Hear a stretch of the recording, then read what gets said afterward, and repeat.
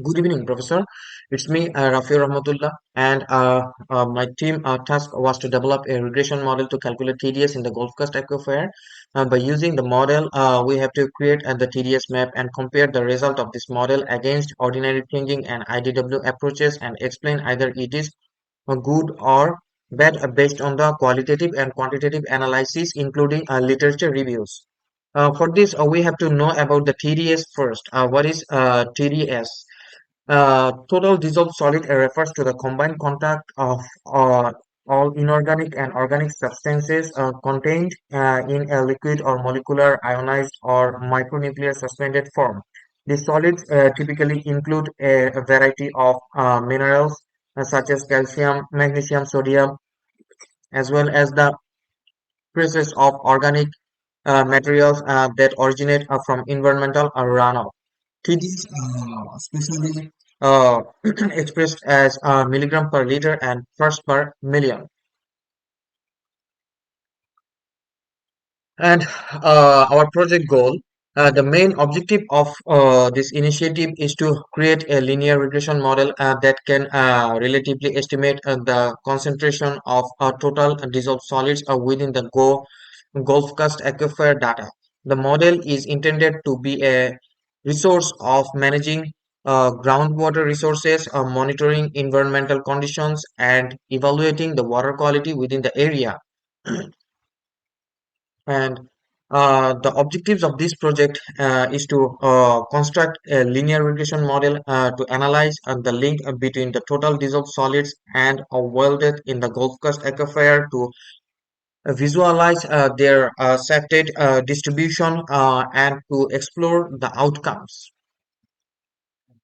And sources of TDS. There are many sources of TDS, including natural and human resources. Natural resources are like river, lake, plants, etc.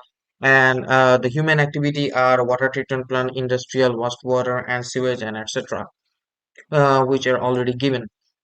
And right now, we also have to know the impact of TDS. If the TDS level is high, may cause several issues, which increasing salinity, and it may cause health issues like diarrhea and dehydration. If TDS level is high, may cause clogging of unwanted substances in the pipe, which may use to distribute the water, and also it may occur in other infrastructure.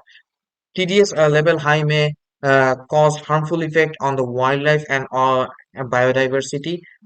For an example, for saline water and other substances in water may cause destruction of uh, uh, freshwater microorganisms and other beneficial living organism also. And at the rest, the classification based on the TDS amount is uh, for fresh water, slightly saline, moderately saline, very saline, and brine. For the fresh water, it's start from 0 to 1000 milligram per liter at the end for binary brine. For briny, it 35 up to 35,000 milligram per liter, which is in ocean. Thank you, Professor. The rest of the slides will be described by Mr. Akash. Thank you very much. Thank you, Rafi. My name is Abhyao Siddiq Akash, and I am start from the slide. In this slide, we can see this is a TDS concentration range, and if the water TDS range is less than 50 milligram per liter, then its water quality is excellent. If the range is 50 to 150, it's good, and this is our drinking water. And if the range is 151 to 215, then it's fair. Then the range is 250 to 500 is acceptable, and the range is 500 plus above, like 500 to 1000, and then is unacceptable. Actually, the unacceptable water is used in immigration plant. This is actually a graph, like where we actually in our project where we work. This is extent of Gulf Coast Aquifer, major river and cities along the Texas coast. This is the concept conceptual framework forward. In this slide, we explain step-to-step work like collect TDS and well depth data, ordinary Kriging model run, then step by step we can get at the end of the point this result and conclusion. Okay, actually in the first step, we collect TDS and well depth data. We use this link, and this link is a GWDB link, and if we use this link, and we can easily get data from here. And if we don't use this, then we can use SQLite. If we use SQLite and use query data, input query, then we easily get this type of picture. Actually, we work in query code, input query code in SQLite, and then we get data uh, from SQLite. Here is some screenshot where we actually work in SQLite. Export from and option, downloaded from data. That's all. Our next slide will explain by Mohil Alam. Thank you. Hello, good evening, sir. I am Muhammad Mohir Islam. Thank you to my group partners who gave me nice support with presenting the slides. Now, my turn. I like to represent our next slides. That is, our next step is the develop regression. After collecting the data, TDS and well depth data. So next slide is the regression equation. Regression equation is y equal to b0 plus b1 x. Y is the total dissolved solid, which is dependent variable. X is the well depth, which is the independent variable. B0 is slope, this slope of the linear line. Now we can say a regression model that effectively captures the relationship between TDS and well depth. These slides we can see the calculate the slope of m, the equations and other things. We can see here the independent variable is x and dependent variable is y. So this is our Python code generated as follows. After generated, we will get this regression modeled result where the slope x1 minus 0.37088 and the constant value 1218 is the most important for us. So if we go to our Microsoft Word, we record all our work by the taking a screenshot. So after completing the regression model, we'll perform the IDW interpolation by using the TDS point, which is vector layer, and the well depth. The IDW interpolation will help us to find out the well depth. So after that, we'll get the result is IDW interpolation. The maximum well depth will be 1678.96 and minimum value well depth is 303.05. We took the screenshot of the IDW. We'll get this one, and we got this result map where the maximum value showed here, the blue color, is 1678.96 and minimum value is 303.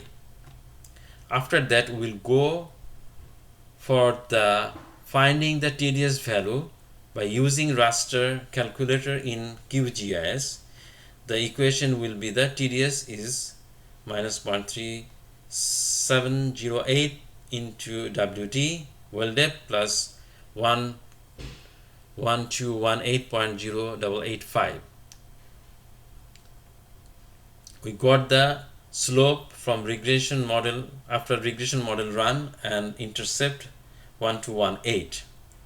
These two things help us to find the TDS value. So we'll do it in the raster calculator. After that we'll get the value, that is the TDS value is ranging from maximum level of 1106.44 and minimum value 477.87. We can see here we captured the our work in QGIS. So after that we'll get this type of map. So we go our PowerPoint presentation. Our key results will be the quantitative analysis of TDS and well depth. We can see here the median value of well depth is 300 and the TDS value is 604, and other standard deviation will be the well depth 426 and the TDS value 1208. This slide we can see here the quantitative analysis of TDS and well depth. We can get here well depth is 2000 and the TDS value is 500, and the density also. This is our regression result. We can see here the condition of our regression result. Most of the high value TDS were found in between 0 to 2000 well depth. We can see here in the box. So this is our regression result. After that we'll see here the comparison between TDS and well depth. There is a variation between the TDS and well depth. We found that there is a 190 meter where the well depth has 3900 almost our TDS value, and while the 1000 meter well depth is WD has 3272 TDS. We can find out here that irregular or inconsistency in our data. So after that we'll see our comparison of regression model and ordinary Kriging model and IDW model. There is a strength and a weakness. This is our spatial distribution of well depth map. We captured this map from our QGIS. This another one is our interpolated well depth. This is our already showed our capture file in my document, Word document, the spatial distribution of TDS.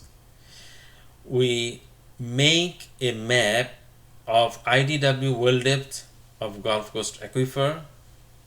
This is very clear to us. All the ranges is there.